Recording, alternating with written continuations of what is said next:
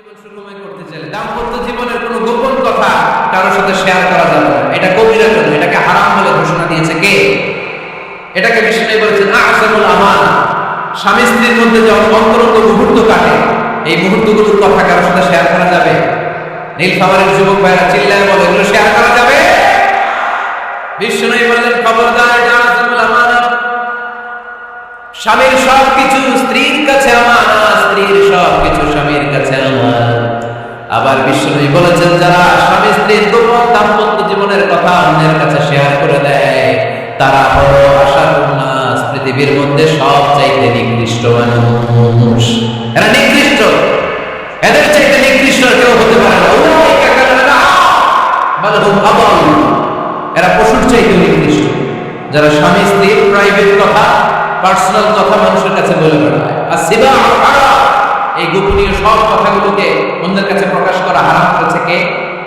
চিল্লায় বলতে হবে কে? তাহলে খবরদার, নিজেদের দাম্পত্য জীবনের কোনো কিছু অন্যের সাথে শেয়ার করবে না। আমাদের বোনরা অনেক সময় একসাথে বসলে পেটের কথা, পিঠের কথা সব বলে আছে না নাই? না, বোনেরা সব শেয়ার করলেও আমাদের দাম্পত্য জীবনের কোনো কথা কখনো কারোর সাথে শেয়ার করতে পারবে না। 4 নম্বর ফর্মুলা হচ্ছে অহেতুক সন্দেহ পরিহার করতে হবে। অনেক স্ত্রী আছে স্বামীর খালি সন্দেহ আছে না নাই? নীলফামারীতে এই সমস্যা নেই, আছে? এই যে ভুক্তভোগী হওয়া গেছে, আছে না নাই? আছে। খালি সন্দেহ করে, এই তুমি ওদিকে তাকাইলে, ওই মেয়ের দিকে তাকাইলে, এই তোমার মোবাইলের কানেকশন দিলা দেখি, এই ফেসবুকের পাসওয়ার্ডটা দেখি কি করছে, দেখি মেসেঞ্জারে কার সাথে চ্যাটিং করছে, আছে না নাই? এই যে অহেতুক সন্দেহ আপনার ফ্যামিলিতে জাহান্নামের টুকরা বানায়। আবার অনেক স্বামী আছে স্ত্রীকে খালি সন্দেহ করে, এদিকে তাকালে সন্দেহ করে, ওদিকে তাকালে সন্দেহ করে, বাসায় থাকলেও সন্দেহ, বাইরে গেলেও সন্দেহ। এরকম আছে না নাই? না, অহেতুক সন্দেহ এটা পরিহার করবে। এই সন্দেহ খুব খারাপ জিনিস। আমি ব্যক্তিগতভাবে অনেক কেস এরকম হ্যান্ডেল করেছি। এসে বলে হুজুর খালি সন্দেহ, এটা একটা রোগ। এটা কি? আপনার ফ্যামিলিটাকে শেষ করবে। এই জন্য অহেতুক সন্দেহ পরিহার করবেন। হ্যাঁ, সত্যি যদি পরকীয়ার কোনো ঘটনা ঘটে থাকে ওটা নিয়ে বসেন, ফেস টু ফেস কথা বলেন, ফ্যামিলি মিটিং করেন, সরাসরি সেটেল করার চেষ্টা করেন। কিন্তু অহেতুক সন্দেহ একটা রোগ। এই রোগ থেকে আল্লাহ তুমি দাম্পত্য জীবনকে বাঁচাও, আমরা আওয়াজ করে পড়বো আমিন। 5 নম্বর, স্বামী স্ত্রী একে অপরকে আল্লাহর বিধান স্মরণ করায় দিন। স্বামী যদি ফজরের সময় ঘুমায় থাকে, স্ত্রীর ডেকে দেওয়ার দরকার আছে না নেই? আবার স্ত্রী যদি ঘুমায় থাকে, স্বামীর ডেকে দেওয়ার দরকার আছে না নেই?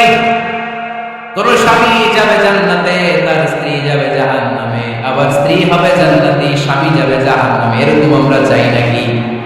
আমরা যখন জান্নাতে যাব, আমার স্ত্রীর হাত ধরে একসাথে জান্নাতে ঢুকতে চাই, ঠিক কি না? আবার আমার স্ত্রী যখন জান্নাতে যাবে, সে একা ঢুকতে পছন্দ করবে? এজন্য আমরা দুনিয়াতে যেমনি এক ছাদের নিচে, এক জায়গায়, এক বাড়িতে, জান্নাতে আমরা এক বাড়িতে থাকতে চাই। আওয়াজ করে বলতে হবে ঠিক কি না?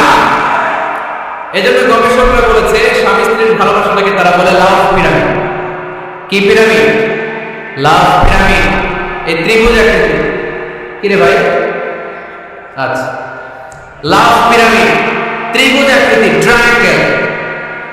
আপনারা ত্রিভুজ চিনেন? কথা কয়। ত্রিভুজের কয় কোণা? কয় কোণা? 3 কোণা। এই যে এরকম, তাই না? এই জন্য স্বামী স্ত্রীর ভালোবাসাটাকে বলে লাভ পিরামিড। উপরে এরকম সমস্যার মতো না, উপরে থাকে আল্লাহ, আর ডানে স্বামী, বায়ে স্ত্রী। এই 2 কোণায় স্বামী স্ত্রী, আর উপরের কোণায় আল্লাহ। স্বামী স্ত্রী যদি আল্লাহর আনুগত্যের দিকে যেতে চায়, যতই তারা couple come to Allah, they come closer to each other. তারা যদি আল্লাহর কাছাকাছি যায়, তারা নিজেরাও কাছাকাছি হবে, ঠিক কি না? তারা আল্লাহর কাছে যেতে যেতে যেতে যেতে আল্লাহর ইবাদতে যদি একেবারে আল্লাহর কাছে চলে যায়, তারা নিজেরাও কাছাকাছি চলে যায়, ঠিক কি না? আর তারা আল্লাহর আনুগত্য থেকে যত দূরে সরে, তারা নিজেরাও নিজেদের থেকে তত দূরে সরে পড়ে। চিল্লায় বলে ঠিক কি না? লাভ পিরামিড এটা। এজন্য the closer the couple comes to Allah, the closer the couple comes to each other. কাপল স্বামী স্ত্রী আল্লাহর ভালোবাসা নিজের মধ্যে যত গাঢ় করবে, আল্লাহর আনুগত্য যত বেশি করবে, আল্লাহর ইবাদত যত করবে, নিজেরাও তত কাছাকাছি আসবে।